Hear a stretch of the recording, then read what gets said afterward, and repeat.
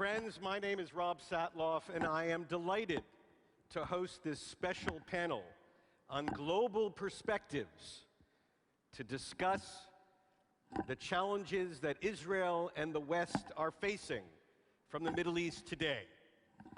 At a time of, shall I say, poverty of global leadership, we are privileged to have with us today two leaders who buck the trend, two leaders who are truly candid, frank, direct friends, not just of Israel, but of Israel's place in the West and of confronting the dangers we face today. First, let me introduce the former Foreign Minister of Italy and a candidate to become the next Secretary General of NATO, Franco Frattini. And joining him is the current Foreign Minister of our great friends to the north, the Foreign Minister of Canada, an outspoken advocate of Israel-Canadian relations, Mr. John Baird.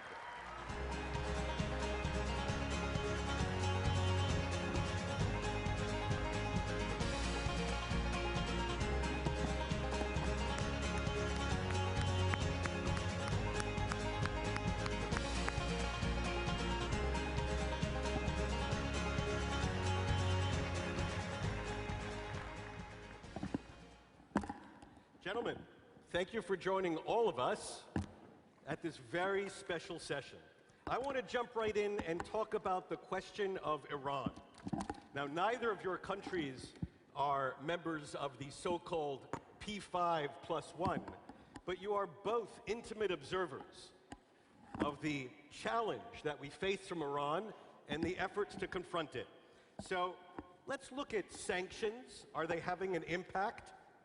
But where are we overall in the effort to stop Iran from achieving a nuclear weapon?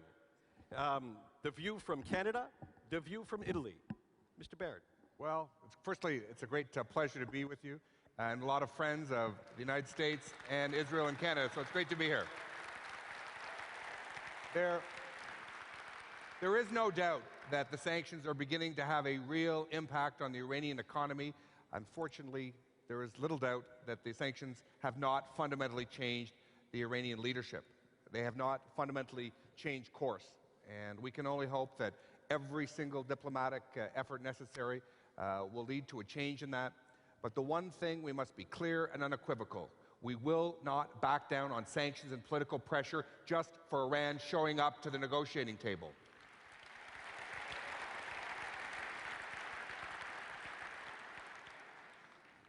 Mr. Frattini, where do you think we are, from your perspective, in the effort to prevent Iran from achieving a nuclear weapon? Well, first of all, thank you very much for inviting me. I feel among friends here. I have to say, well, we know for a very long time the tactics of Iran. They like to negotiate just for the sake of negotiating, not for the sake, not because they want to get results. They really don't want at all to fall on the substance of the issue. This is a very well-known situation. But I want to say, as an Italian, as an European, why it's so important, this comprehensive policy of prevention Iran from getting a nuclear bomb. Because frankly speaking, you friends, Americans, Israelis, Canadians, talk about security. But as Italian, as European, we are not talking about only security of Israel. We are talking about my security. We are talking about Italian, European security, every world security. This is why we all are on the same boat. This is why it's extremely important what John said. The strategy of sanctions should go ahead, even though they are not changing regime, but we have to move towards a stronger and more precise implementation of sanctions. The weak point is the implementation. Let's talk about only one point. There are a number of states in the world. I'm not talking about Europe, not talking about America, United States or Canada. Let's talk about Asian countries. They are not implementing properly all the sanctions as they should do. This is the problem of implementation. Let's take on board other partners, other that are persuaded that if Iran gets a nuclear bomb, it's not only Israel, it's not only America, it's all of us will have a serious problem of security on our life. Mr. Baird? And we mustn't forget, as terrible as the nuclear program in Iran is, their support of international terrorism is just as bad, and their deteriorating human rights record causes us all civilized and freedom-loving people everywhere great concern. The regime in Tehran does constitute the greatest threat, I agree with Franco, the greatest threat to international peace and security. This is not an issue exclusively about Israel. It's not an issue about the Gulf or the Middle East. It's about the international system of peace and security in the world today, and we must be tremendously concerned. We also should be very focused. Diplomacy matters. It's important. Talk is one way of accomplishing things, but actions are important as well. And Israel and the United States for many years have taken tough actions. And just in the last 6 months, Canada has listed the Revolutionary Guard as a terrorist organization. We have listed Iran as a terrorist organization, and we have closed down our embassy and kicked the Iranian diplomats out of Ottawa to stand on principle.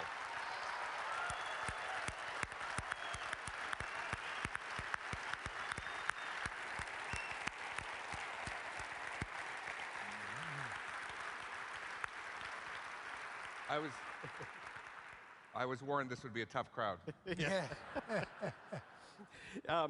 Mr. Frattini, since Mr. Baird just raised the specter of terrorism, now in your previous incarnation, in the early 2000s, you played a pivotal role in having the European Union designate Hamas as a terrorist group.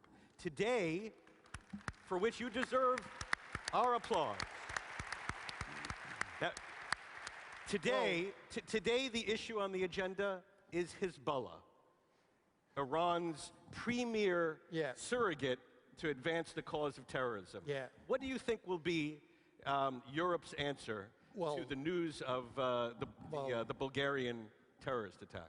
I remember very well in 2003, exactly during the Italian EU presidency, I had, as foreign minister, the responsibility to propose, and I succeeded, to include Hamas in the blacklist of terrorist organizations. Now, we have a situation showing once again how it's important to keep Europe united, because Hezbollah is already in the blacklist for Canada, for example.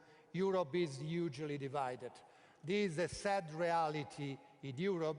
I think, according to the evidence, according to the request of our Bulgarian friend, I think the time has come to have a serious discussion and to come up with a united European decision to seriously evaluate the terrorist nature of the attack, and the attack that created and caused killings of innocent people. I think Europe cannot be shy. Europe cannot take time, as it has been doing in the recent past. You know, twice or 3 times the foreign ministers of Europe met without taking a united decision on the terrorist character of the attack and the organization. There are those that say we cannot make a distinction. We cannot make a distinction between the military and the political faction of Hezbollah. But it's a matter of fact. They promote, like in that case of Bulgaria, terrorist attack. This is the nature. Europe, I think, sooner or later, the sooner the better, we will have and should have the courage to put on the table in the European agenda this and to take a decision. Only through that way, Europe will prove capable to contribute to this international strategy against terrorist organizations, including Hezbollah.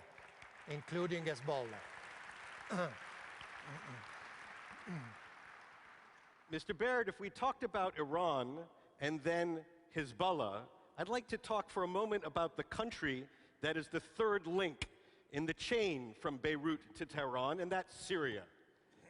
What should the world be doing today to address the crisis in Syria? What fears are legitimate? And what objectives should we have to try to address this terrible crisis? This is one of the great challenges that the world is facing today. Assad has waged a brutal war against his own people, and collectively, we have not been able to stop him. The support, the material support that Iran has given Assad has allowed him to soldier on. And another good reason that we can look forward to the day that Assad falls is it will be bad news for the regime in Tehran. We've all struggled with this challenge on what to do. I'm not one who supports military intervention from the West. I think that would only make it worse. But I do believe that in the near future, at some point, we will see Assad go.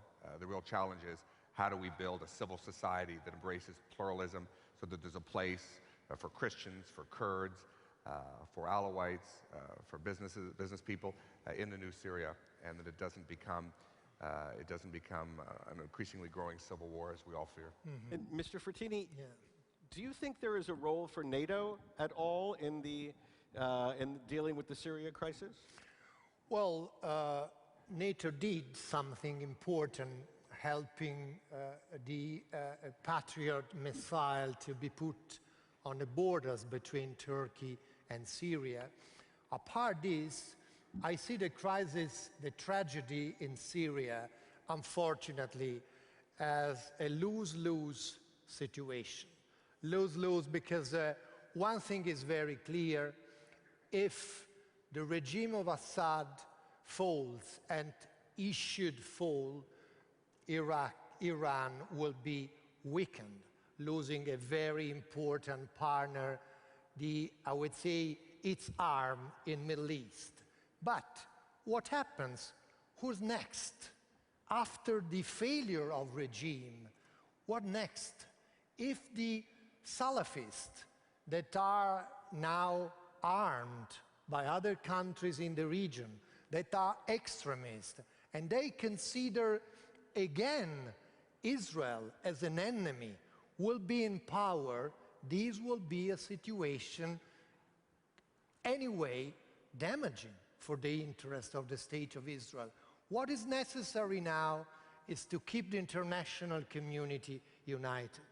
Because one thing is absolutely clear: innocent people are being killed, a number of refugees are fleeing to the other countries in the region, across the region, and this situation creates even more concern for the State of Israel. The State of Israel is in the, unfortunately, unique position in the world. Its very existence, not only security, is put under threat by Iran. No other countries in the world are threatened on the very existence and right to exist. This is why solving the Syrian crisis will help only if there will be a possibility to bring a viable and a stable government, not another enemy of the State of Israel instead of regime of Assad. In that case, that would be anyway a disaster for Israel, surrounded by countries that also, because of what we call Arab Spring, is feeling isolation and frustration, being surrounded by countries that are deteriorating their relations with the State of Israel. Mr. Frattini just referred to a phrase, Arab Spring, that I wanted to ask you about, Mr. Baird. And now that we're more than 2 years into this tectonic set of changes in the Middle East, how do you see the impact of this affecting your security, security of the West, and security of our partners in the Middle East, especially Israel? I'll come to that in one sec, but I did want to respond to something Franco said. We are tremendously concerned, obviously, about the plight of the Syrian people. They have paid a heavy price. One of the things that doesn't get as much attention as it should, that we should, all freedom-loving people should be concerned about, particularly Israel, particularly Italy, particularly the United States and Canada, is to ensure that the stockpiles of chemical weapons never are allowed to fall into the wrong hands as this country continues with civil war. And we continue to work with like-minded countries to focus on that question. That would be a real horror story. Obviously, we watch the transformation going on in the region. In some parts of the region, it's going well. Others cause us great concern. We mustn't forget so much of the instigation for this change was not first and foremost about freedom and liberty. Certainly outside of Syria, it wasn't. It was about a campaign against cronyism and corruption, against people who had no economic future to provide for themselves and their families. And until these economies get up and running, until they see some economic growth, until they see substantial job creation, the political instability is going to continue. And that's something that we've got to stay focused on, particularly if you look at the situation in Egypt. If the economy doesn't get going there, if there's not meaningful numbers of jobs created, it's going to be a real problem for the stability of the country and certainly the stability of the government. Yeah. And your country, Mr. Frattini, is just across the Mediterranean from these states.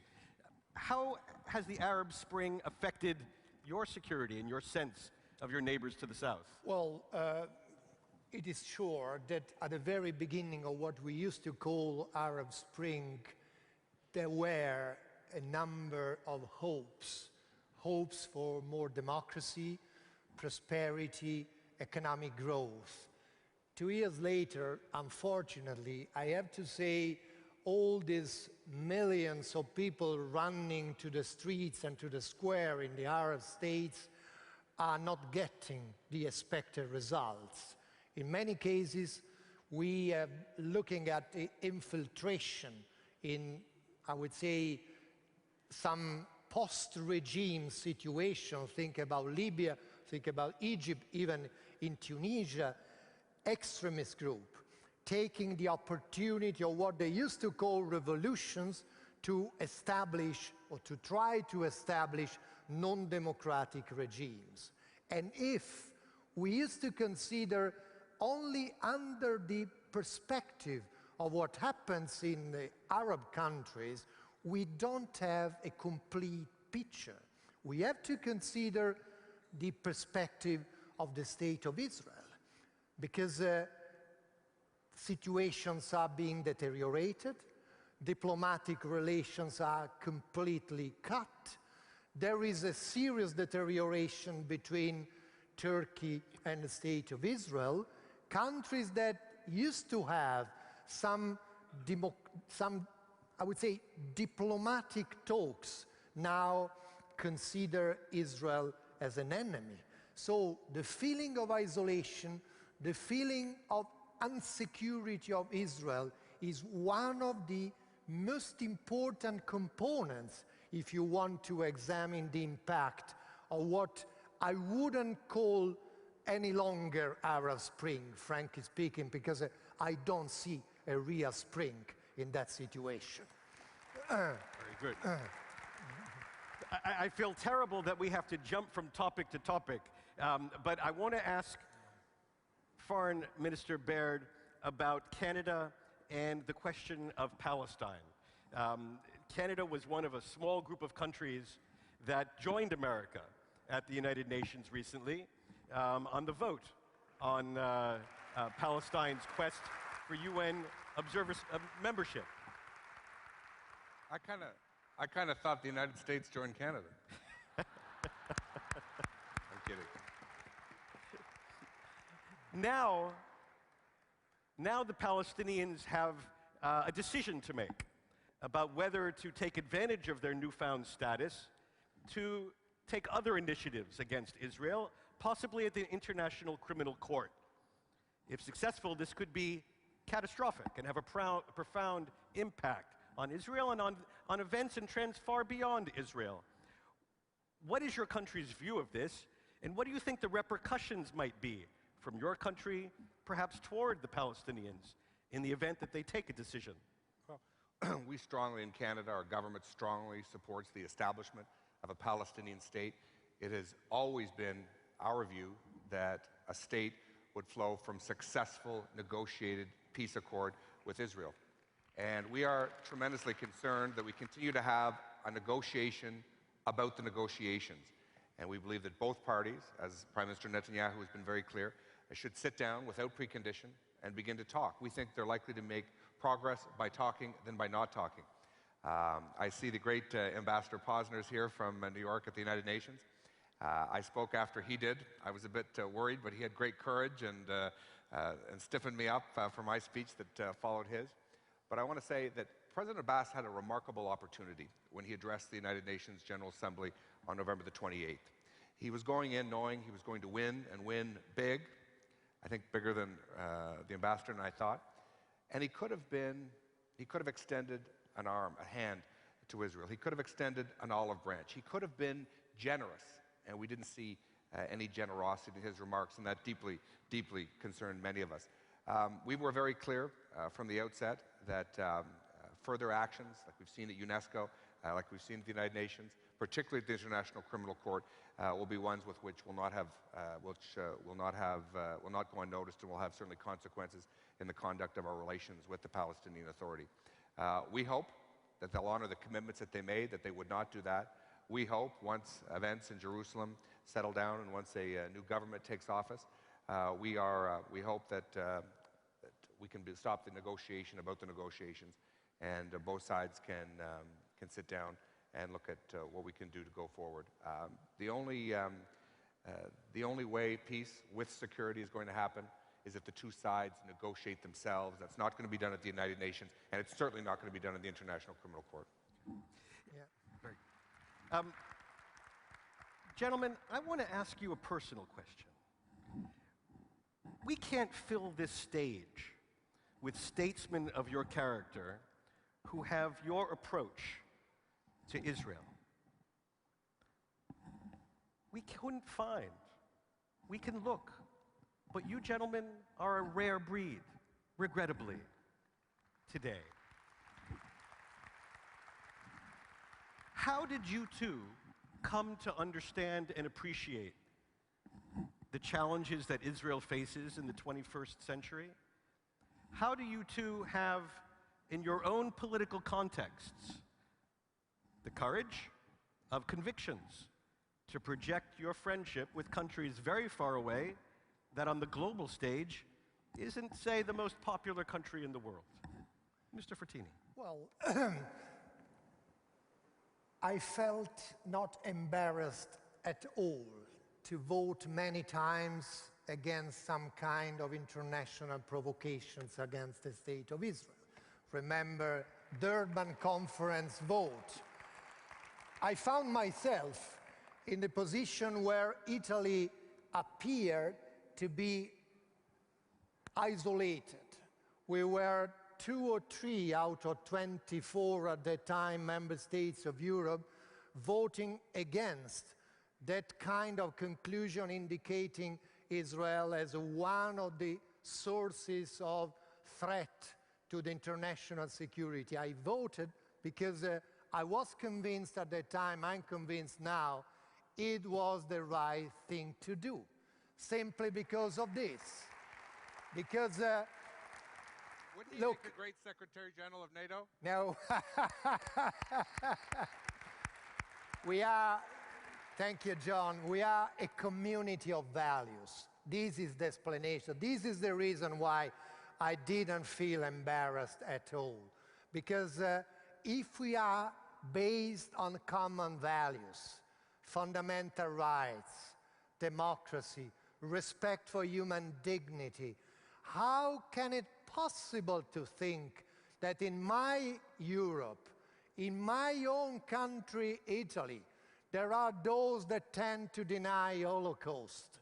How is it possible that in the land of rights in Europe that we want to create one basis for the common recognition and protection of rights, there are those that point finger against the state of Israel, threatening, breaking relations, or downgrading relation. This is why I came to the conclusion that this is the right cause and it deserves to be fought.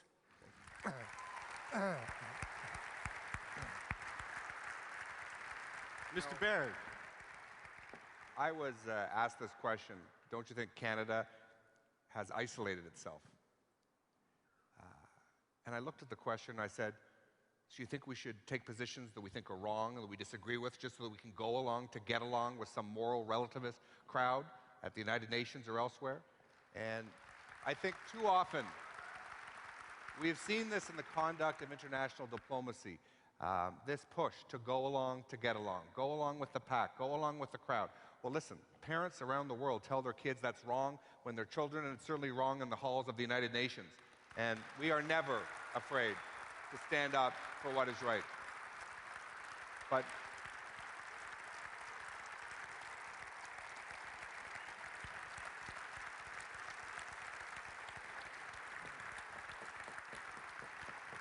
fundamentally,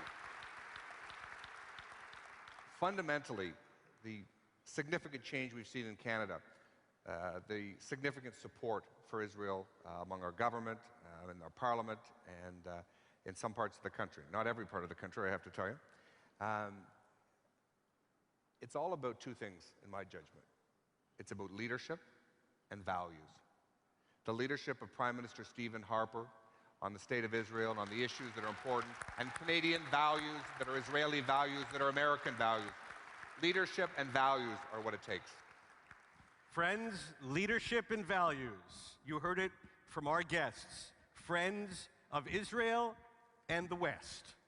Thank you very much. Thank you. Thank you.